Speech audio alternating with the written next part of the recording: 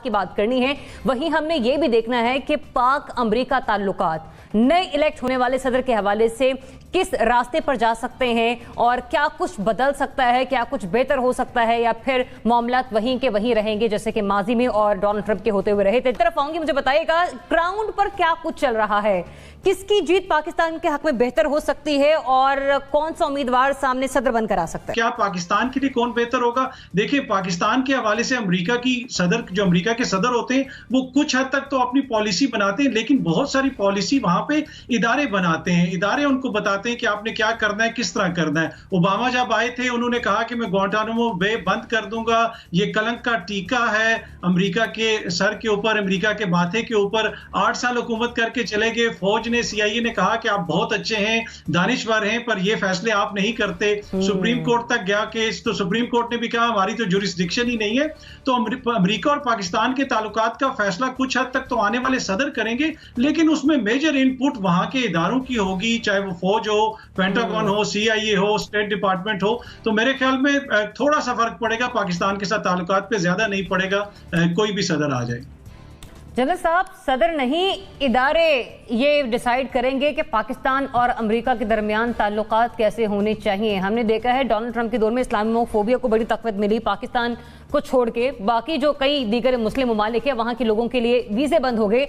मेरी इत्तला ये है कि इलेक्शन जो बाइडेन जीते या ट्रंप जीते, ट्रंप साहब जो है वो अपनी जीत का ऐलान करेंगे।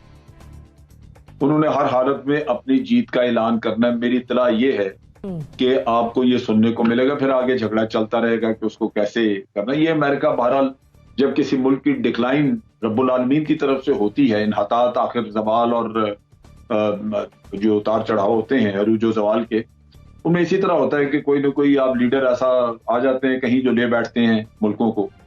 तो इत्तला ये है कि ट्रंप, जब वो कैंप जो है ट्रंप का, उसको तैयार किया जा रहा है कि जी हर हालत में हमने जीत का ऐलान करना है। अब उसके बाद फिर देखा जाए। उसके अलावा हमारी रिलेशनशिप जो है वो कोई खास नहीं है। वजह उसकी ये है कि हम CPEC की वजह से चाइना के साथ जब इत्तेहादी हुए हैं तो हम ऑटोमेटिकली अमेरिका के एक अपोजिंग कैंप में चले गए हैं और वो हमारे सबसे बड़े दुश्मन भारत के इत्तेहादी बन गए। हम जो अमेरिका जैसे कि आपने कहा कि ना ही जो बाइडेन डिसाइड करेंगे ना ही ट्रंप डिसाइड करेंगे कि ताल्लुकात किस तरह से, जब डिसाइड ही वहां की एस्टेब्लिशमेंट ने करना है तो लेकिन डिसीजन कहीं और होगा। लेकिन ट्रंप के हटने से ये चीज फर्क पड़ सकता है कि पाकिस्तान के ऊपर प्रेशर दोबारा आना शुरू हो और ट्रंप की विड्रॉल वहां से कम हो। ठीक है, NBC। देखिए, ट्रंप साहब ने जो हरकतें की हैं वो तो बात सबके सामने बहुत क्लियर है। 11 पैक्ट्स हैं जिनसे वो निकले हैं, जिनमें पेरिस एग्रीमेंट भी है, WTO भी है और ह्यूमन राइट्स काउंसिल भी है। उसके अलावा इंटरमीडिएट मिसाइल का एग्रीमेंट भी शामिल है। चीन से उन्होंने टैरिफ पे झगड़ा मोल लिया और उसके बाद पीछे हट गए। फिर बहुत से मसाइल उन्होंने खुद खड़े किए।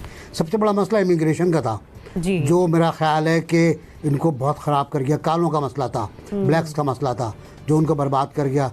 अब आ जाए जो बाइडेन का, हमारा उसका कोई रिश्ता नहीं है, हमारे कोई अच्छे ताल्लुकात कभी नहीं रहे। हमारे लिए अगर तारीख में आप जाएं तो रिपब्लिकन हमारे दोस्त हुआ करते थे, अब वो भी दोस्त नहीं रहे हमारे। उन्होंने भी हिंदुस्तान को चुन लिया है। और ये चुनाव आज नहीं हुआ, चुनाव अब क्लिंटन से पहले हो गया था। क्लिंटन का दौरा हिंदुस्तान और फिर हमारे यहाँ 1 घंटे के लिए आना, वो भी पर्दे में, नकाब में, वो आना, TV पर खिताब करना और चले जाना, वो वाजे कर गया था कि दुनिया कहाँ जा रही है। ओबामा आए, ओबामा ने कहा कि बरसगीर में अमन का रास्ता कश्मीर से गुजरता है।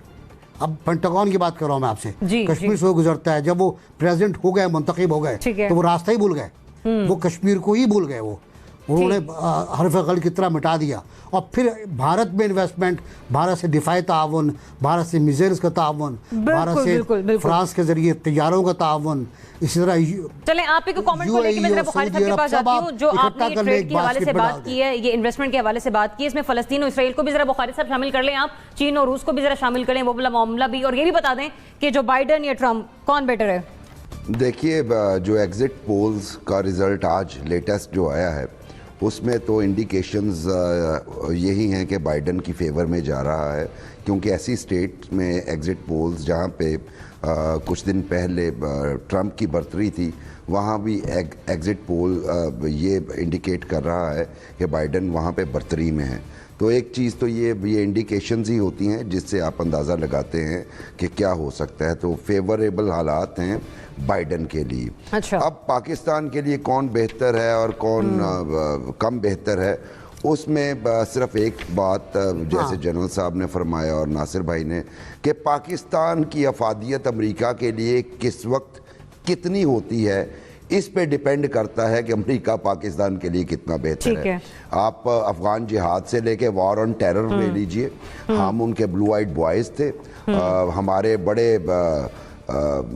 बेमिसाल ताल्लुकात थे जनरल ज़ियाउल हक के दौर में, बड़े बेमिसाल ताल्लुकात थे जनरल मुशर्रफ के दौर में, लेकिन फिर जनरल मुशर्रफ के दौर में ही हमने उन ताल्लुकात को ख़राब होते भी देखा, चूँकि हमारी ज़रूरत थोड़ी सी कम हो गई थी, या फिर वो डू मोर के मुतालबात जो थे वो चल रहे थे। तो अभी भी चूँकि एक नए ब्लॉक बन रहे हैं और हम जा रहे हैं चाइना और रशियन ब्लॉक की तरफ, अमेरिका हमें पुल बैक करने की कोशिश कर रहा है। अच्छा बुखारी साहब, सॉरी टू इंटरप्ट यू, आपका पॉइंट आगे मैं जी सुनहरा।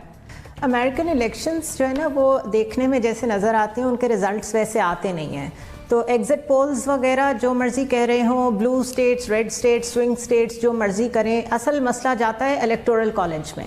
और इलेक्टोरल कॉलेज में जो बैलेंस मेंटेन किया गया है छोटी स्टेट्स को इक्वल लेवल देने के लिए, उसकी वजह से 2 दफ़ा हमने देखा है बहुत बड़ा अपसेट, एक अल गौर की दफ़ा और एक दफ़ा हिलरी क्लिंटन की दफ़ा। और इस दफ़ा तो अगर इस तरह की सिचुएशन पैदा हुई, जो कि मैं फोर्सी कर रही हूँ, तो अपनी सुप्रीम कोर्ट में जज बिठा चुके हैं एनी कॉनी